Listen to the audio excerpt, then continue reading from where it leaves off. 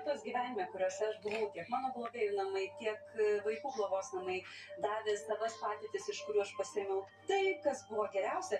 Tačiau savo mokytojos namuose aš pamačiau tą svajonių tokį šeimos modelį su didelė pagarba jai, daug dalykų išsinešiau būtent iš jos. O galit konkrečiau, kas jūs taip nustebino, ką jūs pirmą kartą pamatėt?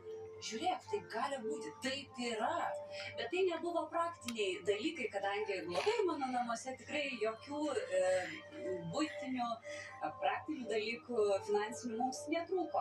Tačiau šiluma ir supratimas, tarpusavio pagarba, to kaip vaikai skuba pas savo tėvus su meile, su šiluma, to kaip yra puoselėjamos tradicijos ir prisiminimai vieni apie kitus ir smulkmenos, kurios yra emocinės.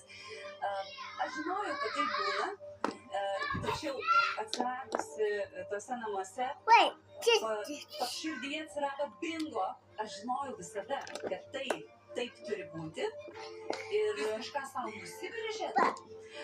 Nieko nenusibrėžiau ir neturėjau tokių, kad... Ne, padėk šitą, padėk. Tačiau iki pat šio... Valdykite verslą su Shift Forum.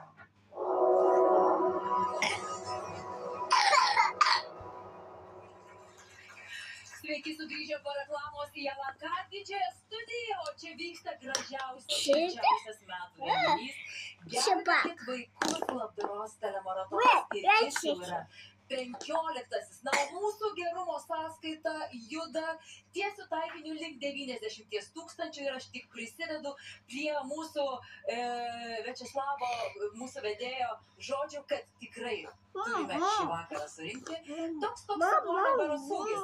Mažiausiai 220 000. Na, o aš toliau kalbinu tos žmonės, kurių labai norisi paklausti, kaip jiems sekėsi išgyventi tokiose istorijose, iš kurių atrodo net nėra išeities. Ir šiandien juos verta tikrai tuos patarimus išgirsti.